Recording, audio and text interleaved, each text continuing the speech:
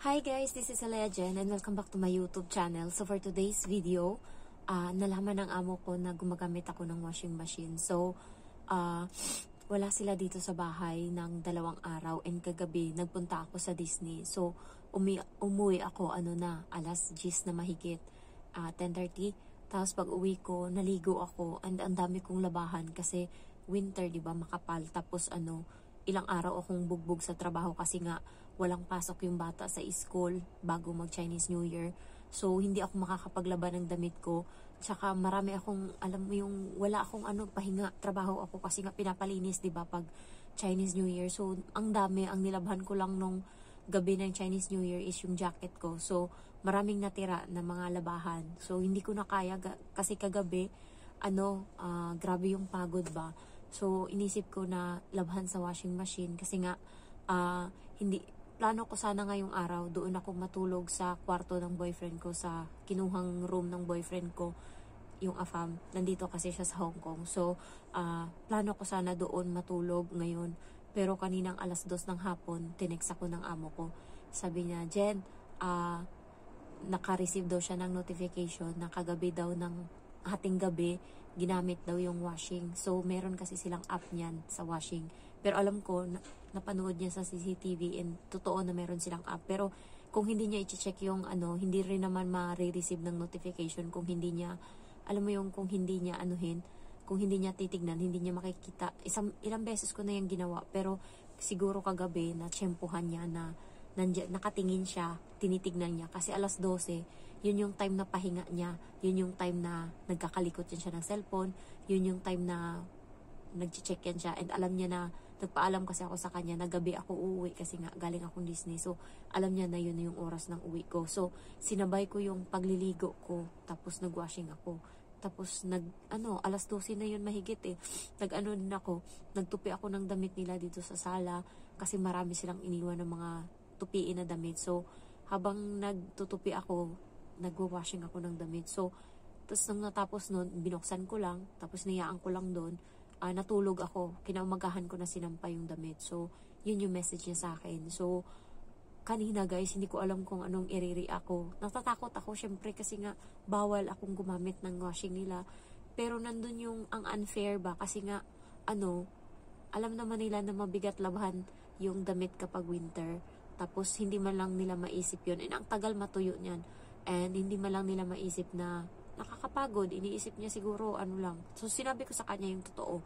Sabi ko sa kanya, naglaba ako ng damit ko kagabi. Sinabi kong ganun.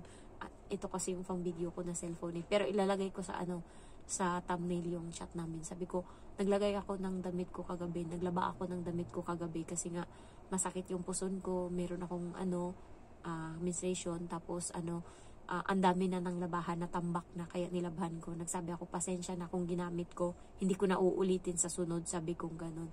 Tapos sabi ng amo ko, okay. So, hindi ko alam. Pero ready naman ako kung anong magiging desisyon nila. Nag-usap na din kami ng boyfriend ko kanina kasi nga sinabi ko yun. Kasi nasira yung araw namin kasi sana kami ngayon eh. Naghahanda kami noon, tapos itong luma kong cellphone kasi hindi ko masyadong ginagamit. Tapos nung paalis na kami, chinek ko, tapos may message niya. So, nakabihis na kami. Matino na, yung panlakad na. Tapos biglang, ayun, tapos upo na lang kami ng mga 1 oras siguro kasi nga umiyak ako. Kasi, syempre, nandun yung, ka ba, ready ka na dapat kung anong mangyari. So, naiyak ako ngayon. So, sa inyo ko lang naman sinishare to.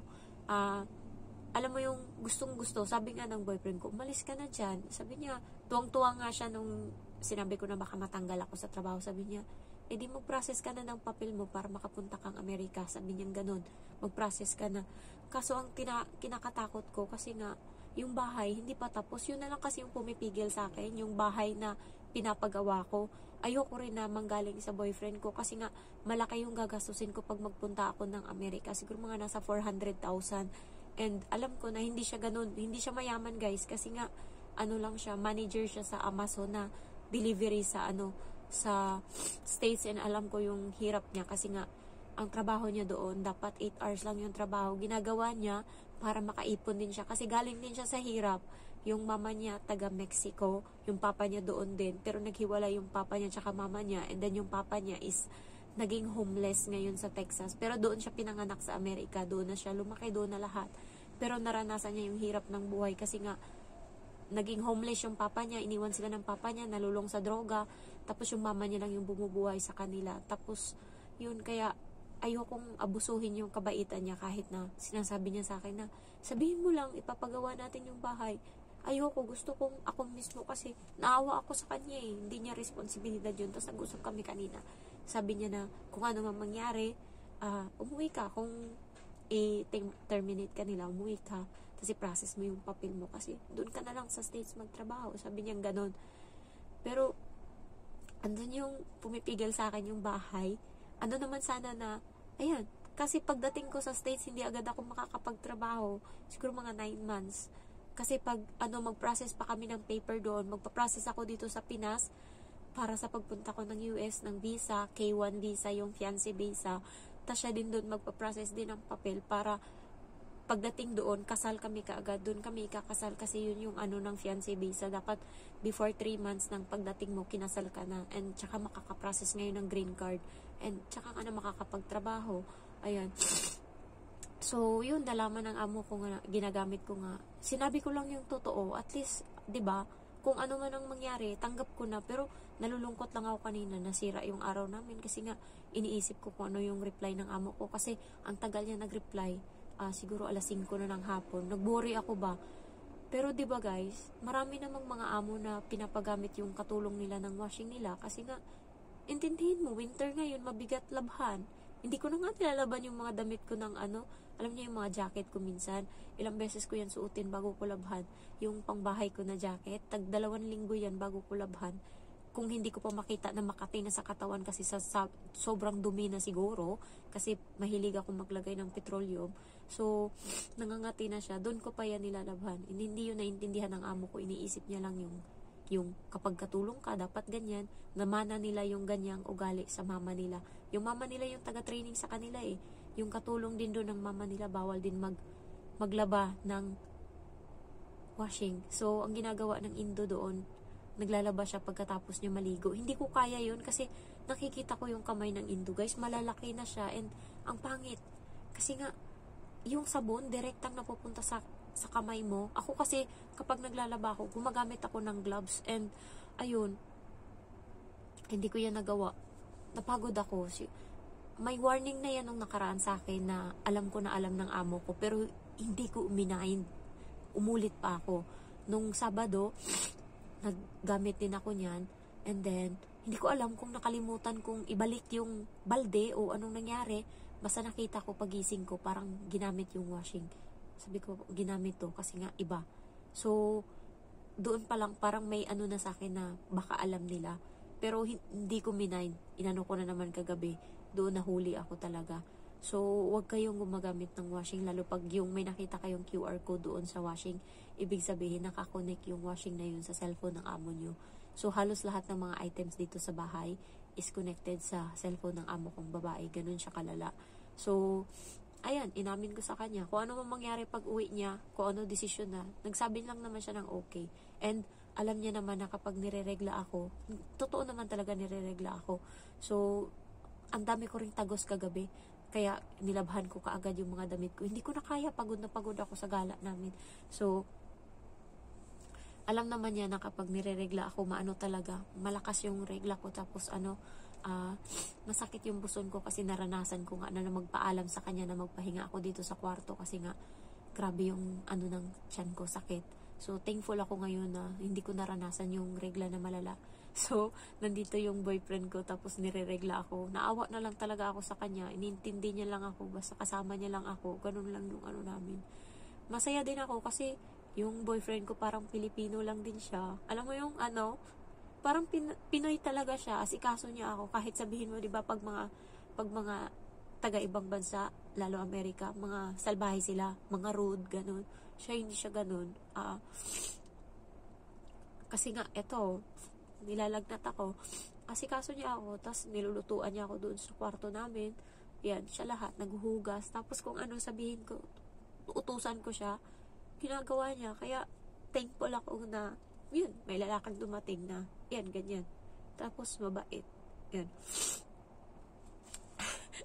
na-share ko lang. Kasi parang bigat-bigat ng loob ko kanina. Ayokong umiyak doon sa harap ng boyfriend ko kasi naawa siya sa akin eh. Sabi niya, tigil mo na yan. Magpahinga ka na. Sabi niya, asikaso mo na yung papel mo.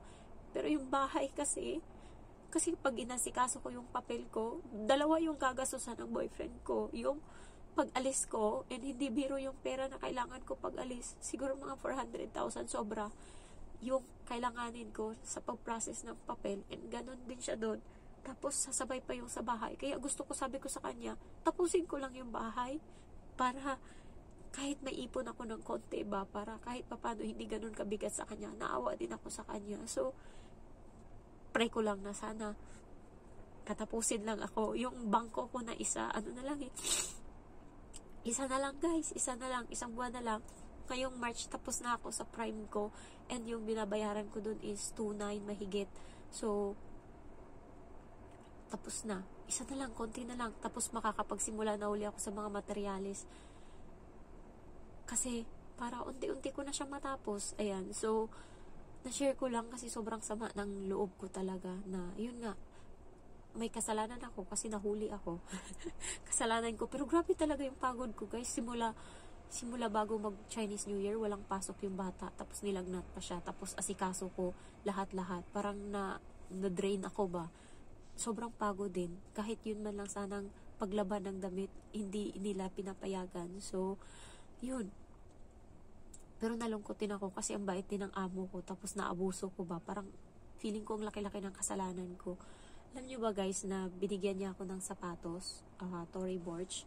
So, sabi, ilagay ko na lang yun sa ibang vlog. Tapos, halos ang dami niyang binigay sa akin na pagkain. Tapos may red packet pa. Tapos nung pinost ko yung red packet, may nag-ano pa na kaibigan ko na, huwag nyo kaming lokohin. Sabing ganun, sahod nyo yan. Maniniwala ako, 500 yung binigay sa inyo ng amo nyo. Sahod nyo yan. Pero nakakasama ng loob kasi, alam mo yung, proud na proud ka kasi nabigyan ka ng ganong halaga. Pero para sa kanila, sahod mo yung binigay mo. Pero mamatay man ako dito ngayon. Hindi ko talaga sahod yun. Bigay talaga yun ng amo ko sa akin.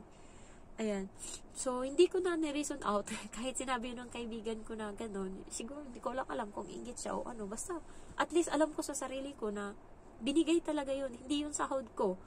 Ayun. So, thankful lang ako na mabait sana yung amo ko, na inabuso ko lang. Siguro hindi naman yun abuso. Sinabi ko lang na hindi ko na ulitin. Tsaka hindi ko na talaga ulitin sa sunod.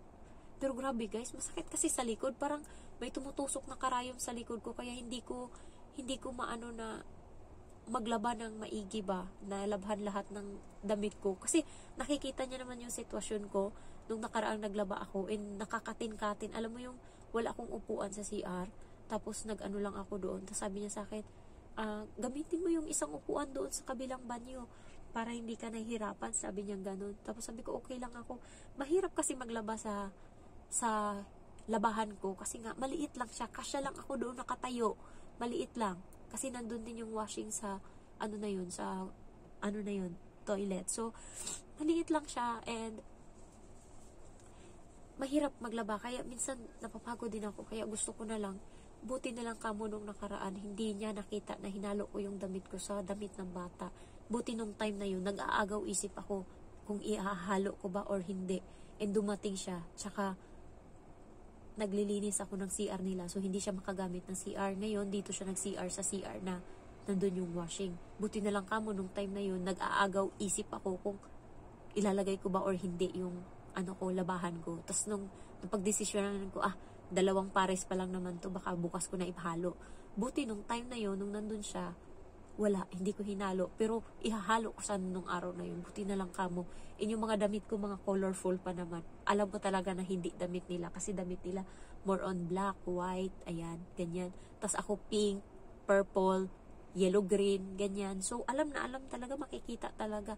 Kaya, thankful ako nun. Pero ngayon, nahuli talaga ako. So, hindi ko na ulitin talaga. So, yun lang guys, na-share ko lang. Nalungkot ako kanina. Kasi nga, ayun, nakakalungkot lang. No? Parang, ang laki-laki ng kasalanan ko. Pero sabi lang naman yung ganun, ano yung nilabhan mo? Is there anything na nilabhan mo? Parang ganun. Tapos, inamin ko, nadamit ko yung nilabhan ko.